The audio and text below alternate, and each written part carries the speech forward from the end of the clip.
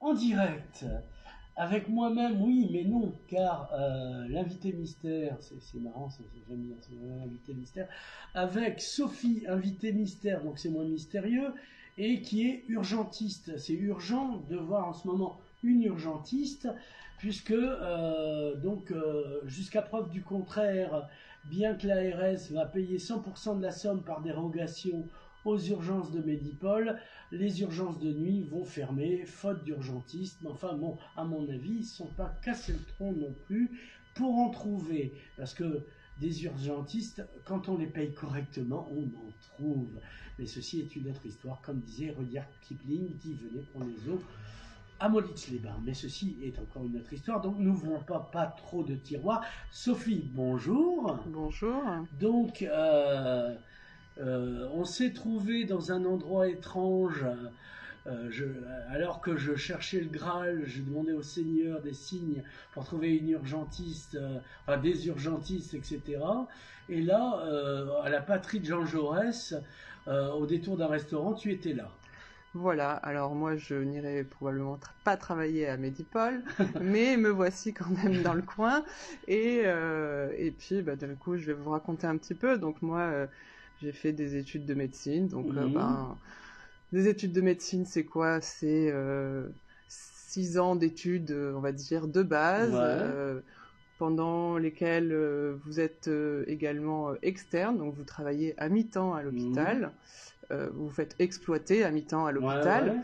Ouais. Et ensuite arrive le concours qui est censé couronner tout ça et surtout déterminer le reste de votre vie de médecin, à savoir le CN, suite auquel j'ai pu choisir la spécialité d'urgentiste. Alors pourquoi urgentiste?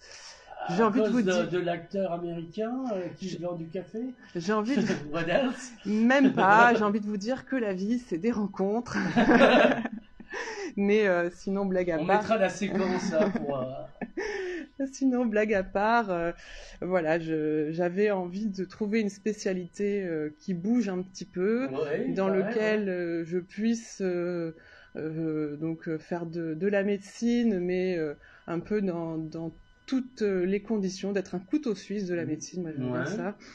Et donc j'ai choisi voilà, la médecine d'urgence, donc c'était 4 ans d'internat en plus. Ouais, donc ça nous fait quoi, plus quoi? Ça fait 6 et 4, donc si mes calculs sont bons, ça fait 10. Voilà, c'est ça, 10 ans d'études pour enfin... Mais quand on aime, on compte pas. Exactement, enfin, voilà.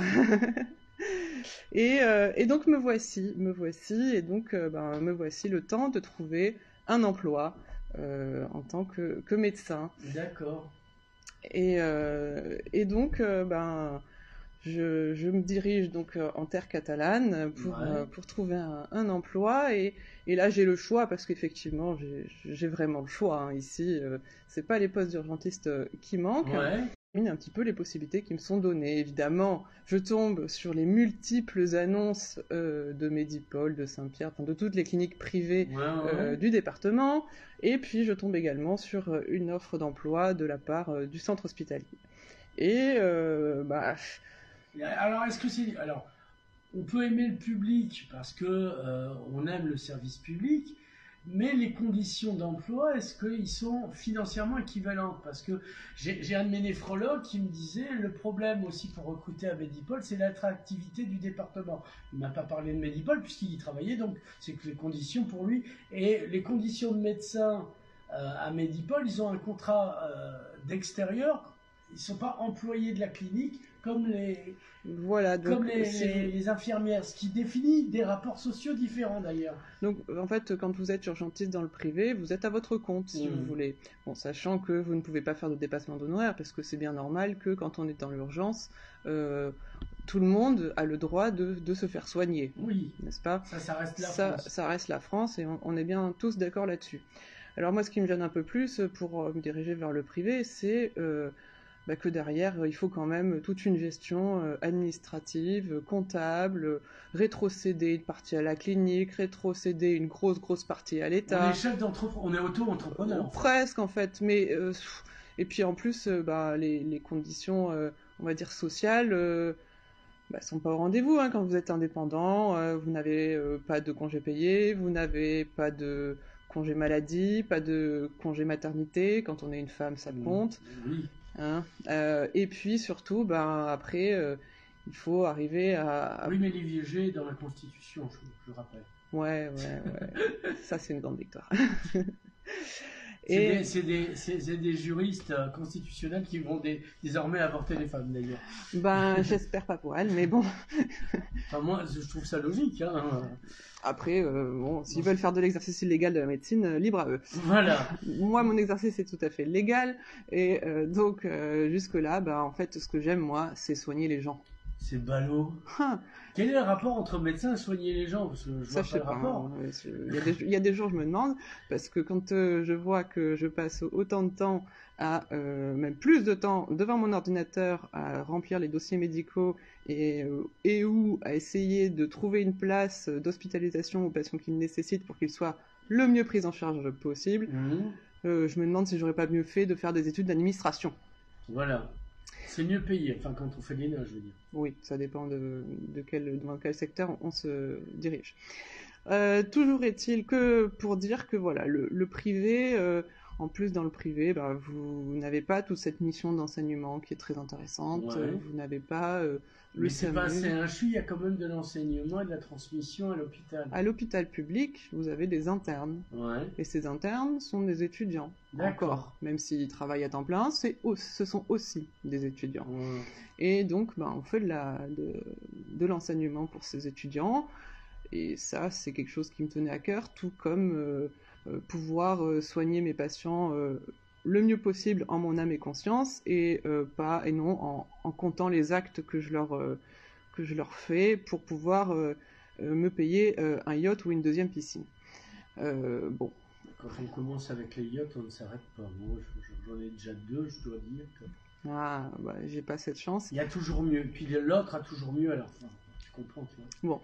Bon. Donc, je ne sais toujours pas pourquoi ils n'arrivent pas à recruter à Medipol, puisque ils seraient censés pouvoir pouvoir gagner mieux leur vie que dans le public, malgré parce qu'il y a bien des gens qui ne s'intéressent ni à l'enseignement, ni au SAMU, ni aux autres choses que l'hôpital public. Qui s'intéressent au golf, et Dieu sait qui et voilà, il y en a, mais visiblement ça n'arrive pas à recruter. Alors pourquoi Mais bon, déjà il va falloir se poser la question de la tarification à l'acte. Voilà, déjà ça commence par là, avec le premier acte que vous effectuez qui vous est payé à 100% par la Sécu, puis le second acte qui vous est payé à 50%, et puis après, à partir du troisième, c'est gratuit. C'est comme si vous appelez votre plombier, vous lui demandez de refaire la chasse d'eau, l'évier, et puis la baignoire, et puis que vous le payez que pour la chasse d'eau, et puis à moitié pour l'évier. C'est pour ça qu'à Medipol, il y a des services qui ont fermé, parce que les médecins ne voulaient pas revenir le week-end. C'est une question. Hein. Je suis pas sûre. Il y a gastro-entérologie, tu le sais mieux que moi, le titre du film, et récemment l'endocrino. Il n'y a que des services de jour.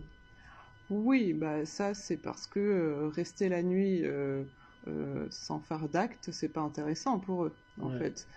Ça s'appellerait la permanence des soins, mais encore faudrait-elle qu'elle soit payée à la juste valeur de 10 années d'études, de nuit. Ce qui est, j'imagine, moins le cas. Bon. Donc, moi, j'ai envie de dire que déjà... Et puis, au-delà de ça, ça fait des années qu'on oppose public et privé parce que divisons pour mieux régler, pour mieux régner, pardon. Pour régler aussi. Oui, voilà. Et que donc, on fait en sorte que les uns se tapent sur les autres, et puis on désigne surtout le médecin comme étant le vilain de l'affaire, qui ne veut surtout pas venir travailler dans le coin. Ouais, c'est ce qu'on nous raconte. Moi, je regarde la télé, et puis j'y crois surtout. Oui, mais bon, si votre conjoint n'est pas médecin, est-ce qu'il a une chance de trouver un emploi dans le coin? Ah ben ça m'a été dit aussi par mes néphrons qui, eux, étaient là. Il y en a une qui était d'ici, qui voulait revenir ici, et les autres ont réussi à placer leur conjoint. Oui, mais s'ils sont pas médecins, s'ils travaillent pas dans le soin, Oui, après... Les offres d'emploi, il faut voir aussi ce qui peut être proposé sur le territoire. Oui, voilà. Et c'est pas un territoire riche, à part en médecine, justement.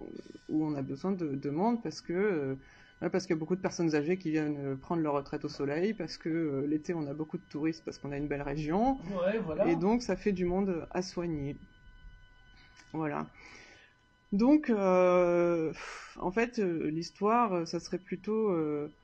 de travailler ensemble plutôt que de public et privé, plutôt que de se taper sur la tronche, parce qu'on a besoin de tout le monde. Hein. Il y a eu l'épisode Covid où le privé proposait à l'État d'eux, et puis ça a été refusé par l'État, pas par le public. Et alors, il y a eu un beau moment, paraît-il, pendant le Covid, c'est que c'est les médecins, pour raisons pratiques, qui ont repris le pouvoir à l'hôpital. Tu confirmes ou Alors, c'est une légende? C'est pas une totale légende. Où il y a des crocodiles dans les égouts aussi. Il y a quelques crocodiles. Mais c'est vrai que la gestion avait été beaucoup plus laissée aux médecins. Mmh. Et c'est là où d'ailleurs beaucoup de médecins se sont retrouvés dans leur exercice. Se sont retrouvés... Médecinés finalement. et ont repris... plaisir à se dire que leur voix comptait pour organiser les soins. Alors certes, les voix des infirmières, les voix des patients sont également importantes, mais par contre, les voix des politiques ne devraient pas être majoritaires, quoi, tout simplement. Et malheureusement, les voix des administratifs et des politiques sont pour l'instant... L'ARS, c'est un truc qui a été placé où il y a beaucoup d'administratifs.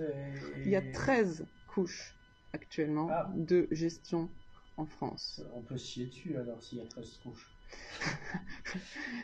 Je sais pas, combien du papier... Non, il y a moins de couches dans les EHPAD, c'est ce que je veux dire. Oui, voilà, c'est ça à peu près.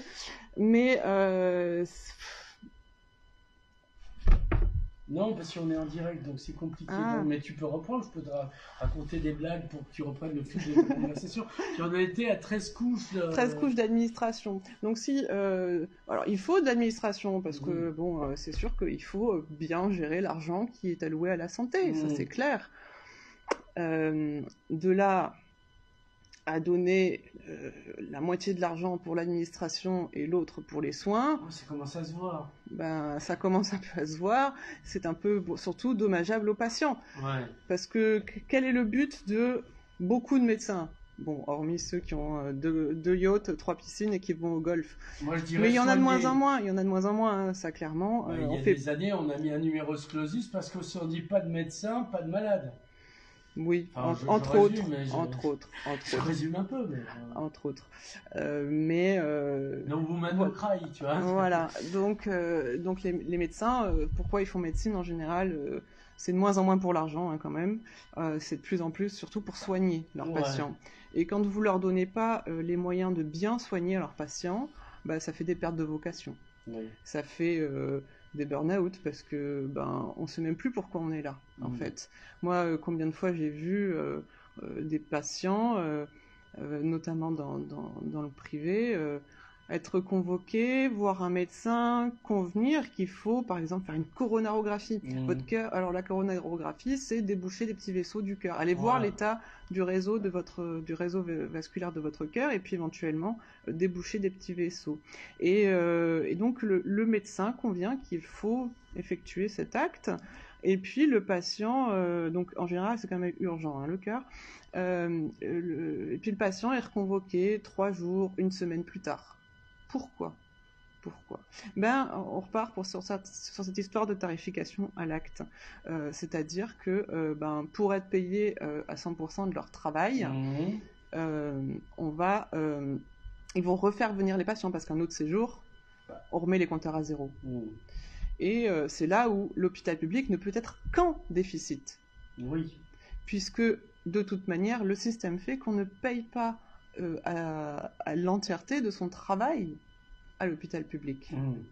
Et donc, à partir de là, en plus, à l'hôpital public, on a à tort ou à raison, je dirais plutôt à raison, qu'on accepte tout le monde, y compris les gens qui n'ont pas forcément les moyens de se payer une mutuelle performante. On a soigné des princes arabes qui nous ont coûté 30 millions, à qui on n'a pas fait payer non plus. Alors c'est drôle parce que moi j'ai une amie, elle va à l'hôpital public pour se faire soigner, bon, sa mutuelle a un peu de retard à l'allumage, tout ça. Elle reçoit des factures, bon, 9 euros, 14 euros, 15 euros, mais on lui fait payer. Et puis si on ne les paye pas, relance, et puis ça finit sur le trésor public à 300 balles. Hein. Bon, ceci étant, refermons la parenthèse, donc le mode de financement n'est pas du tout adapté à l'hôpital public, avec des gens qui vont être globalement plus indigents, qui vont globalement, je parle de statistiques, nécessiter que peut-être on les garde à l'hôpital entre le moment où on diagnostique quelque chose et puis le moment où on va pouvoir les soigner parce qu'il n'y a personne chez eux pour les surveiller, parce que leur logement est insalubre et qu'on ne peut pas les renvoyer dans un endroit froid, humide, plein de courants d'air quand ils ont une pneumonie. Tout sera perdu du soin. C'est-à-dire que... Et puis, voir Dr House. Voire même, ils ne vont pas comprendre qu'ils font revenir, donc ils ne vont pas revenir. Donc on essaie de soigner les gens correctement. Et moi, c'est ce côté-là qui m'a plu à l'hôpital public. Bon, on fait ce qu'on peut, parce qu'on n'a pas assez de place pour garder tout le monde, malheureusement. Donc voilà, mais on fait au maximum. Des lits qui se ferment de plus en plus, on continue à fermer des lits. Ah bah oui. Même en plein Covid, on fermait des lits en nous expliquant que oui, mais non, que parce que... c'est assez fascinant, ça aussi. Ça, c'est un... Tu étais interne à l'époque du Covid. Oui. Et alors, comment tu l'as vécu? Qu'est-ce que tu vas nous chanter? Personnellement, pas si mal, parce que justement, il y avait...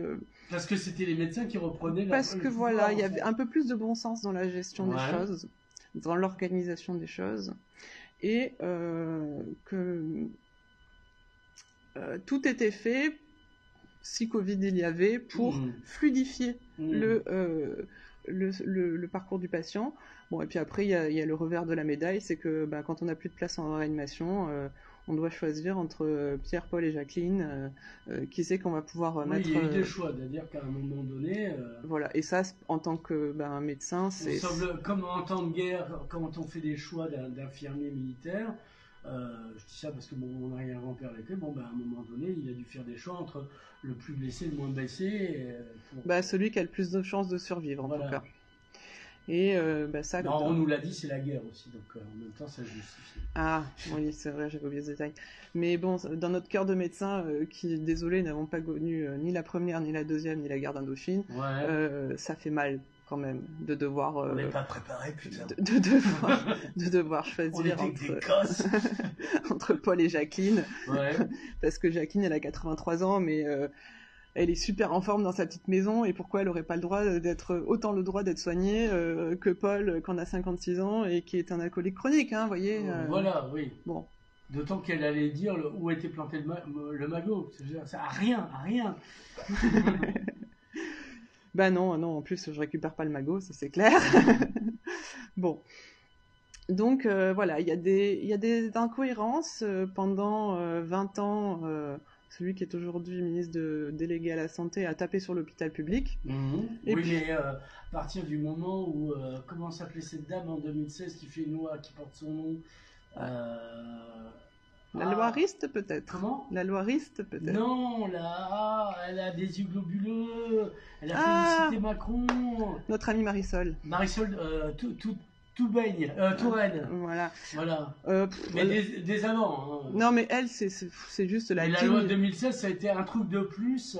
Un truc de plus, mais en fait, c'est depuis 96 que ça déraille de mal en pis, chaque délégué et chaque ministre passant.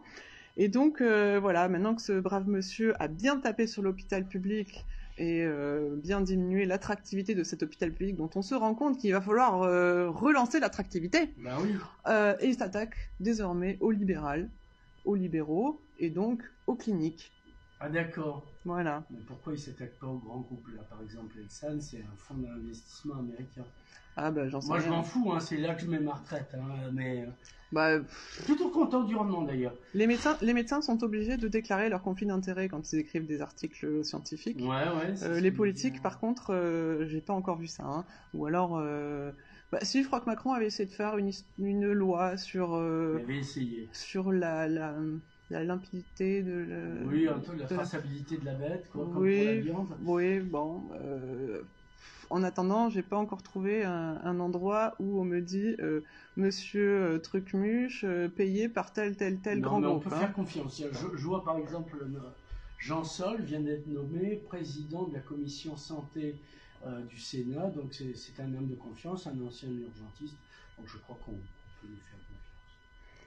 Je ne connais pas personnellement ce monsieur. J'ai eu la joie de l'avoir au téléphone un matin. Il avait l'air très enthousiaste, surtout de son futur nouveau poste, et qu'il allait se battre pour les urgences de Medipol. C'est pour ça qu'il avait contacté. Bon, j'espère qu'il aura gain de cause. En attendant, la nuit, quand les urgences de Medipol et de Saint-Pierre seront fermées, tout viendra à l'hôpital. Et puis, les brancards déborderont dans les couloirs. Déjà, qu'en temps normal, moi, je fais le pari que cet été, ça explose. Tu sais, je suis joueur, j'ai un book à Mais Londres. cet été, on pourra peut-être les aligner dans la cour, il fera beau. C'est bien. Même la nuit, il fera chaud. Voilà. Bon, après, il va falloir trouver, par contre, des infirmières pour s'occuper de tout le monde, des aides-soignants pour torcher les fesses de tous ces personnes âgées qui auront été laissées chez eux à l'abandon. Ouais. Et puis, éventuellement, quelques médecins pour prescrire ce qu'il faut aux patients. Mais, enfin, s'il y a encore les médicaments, je veux dire. Oui, voilà. On vit une époque formidable. Comme disait le chroniqueur et regretté Philippe Meyer. On vit une époque inquiétante, surtout, je pense. Non, mais moi ce qui m'inquiète, c'est pour ça que j'étais content de te croiser. Outre que ta conversation est agréable, c'est que quand je t'ai dit mes malheurs et mes inquiétudes à propos des trucs, toi t'as compris. Mais quand j'en parle, ça n'a pas l'air de... Les gens, j'ai l'impression qu'ils me disent « Oui, mais on mange quoi ce soir ?» tu vois. Ou t'aurais pas une série Netflix à me recommander. Alors je peux aussi. Hein, Alors soit ils se voilent la face, parce que c'est tellement plus simple de se voiler la face, en fait. C'est tellement plus simple de se dire que tout va bien. Puis tant qu'on n'est pas malade, en fait, tout va bien. Hein?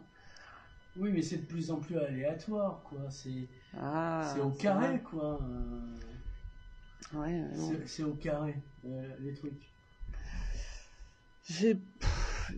Moi, j'aimerais qu'il y ait un peu plus de justice sociale. Oh là, ça va loin. Mais si vous voulez le socialisme, allez à Pyongyang. Je réponds ça en général quand on me dit ça. Oui, j'aime bien la France quand même. Et c'est un beau pays. On avait un super système de santé qui, pendant tout le XXe siècle... Est-ce que tu as vu le film, le documentaire de Michael Moore sur la santé américaine, mais qui faisait à la fin... qui disait merci à la France parce qu'il avait un bon système de santé, qui s'appelle Psycho, donc malade. Non. C'est à voir parce que maintenant on n'est pas au même niveau que les États-Unis, parce qu'il y a une filmo qui est pas mal là-dessus, notamment à un moment donné, cet acteur nord-américain qui prend en otage l'hôpital parce qu'il ne peut pas payer la greffe de rein de son fils. Je te retrouverai le truc, le film est pas mal, et d'autres, quoi. Ça, c'est, Voilà, est-ce qu'on veut un pays où la santé n'est plus un droit, mais une marchandise, où vous avez peut-être le droit de vous faire soigner si vous êtes riche, et puis sinon, vous attendez parce que le système public est engorgé et que voilà. Est-ce que vous avez envie de ça, tout simplement? Ou est-ce qu'on a envie d'un système juste où on essaye de garder les gens en bonne santé? Parce que c'est ça le paradigme. Selon le médecin chinois qu'on paye tout le temps et que quand vous êtes malade, on ne paye plus. Ça pourrait être une idée, ça pourrait être une piste en tout cas pour... Le médecin chinois avec le Covid, on commence à avoir des doutes aussi, mais bon. Bon. C'est ce que c'était. Non, il paraît que c'est la faute au pangolin. Le médecin cubain. Le médecin cubain, je l'ai pas encore rencontré, je crois qu'il est trop occupé. Bientôt à Guingamp, apparemment, si les décrets... sont faits, l'ordre des médecins accepte. Peut-être. Comme on devient un pays du tiers-monde, heureusement que Fidel Castro a des médecins nous envoyer. Ah non, il est mort, il vient de me dire à l'oreillette. Donc voilà, enfin, on vit une époque... Mais enfin, comme disait Feu, ma grand-mère témoin de Jéhovah, réveillez-vous, quoi. Oui, battez-vous pour ce en quoi vous croyez, pour un système de santé plus juste pour tout le monde. Moi, je rêve d'un système de santé où la ville et l'hôpital, comme on l'appelle et qu'on l'oppose, ne se battraient pas, mais travailleraient main dans la main. Parce que I had a dream. I have a dream, yeah. Je rêve d'un monde... Sophie est pasteur. Ah. Pasteur, non, pasteur. Enfin bref. Je rêve d'un monde où je pourrais réadresser mes patients qui sortent des urgences de l'hôpital à leurs spécialistes et où ils auraient une consultation suffisamment rapide pour qu'ils ne reviennent pas aux urgences entre deux. Voyez. Oui, parce que tant le médecin désormais que le patient, on dirait des putes d'abattage. Et c'est pas mes souvenirs d'Indochine. Est-ce qu'on a dit tout ce qu'on avait à dire ou est-ce qu'on doit dire le dernier truc absolu, sinon ça n'aura servi à rien. Mais comme dirait un ami, rien ne sert à rien. J'étais très contente d'être là aujourd'hui pour... Tu as le droit de revenir en deuxième semaine. Pour peut-être vous présenter certains dessous des cartes, comme dirait. Voilà, pourquoi ça marche pas. On tape beaucoup sur les médecins, mais aussi, surtout, aller voir du côté de ceux qui décident de comment ça marche. Eh bien, Sophie, merci.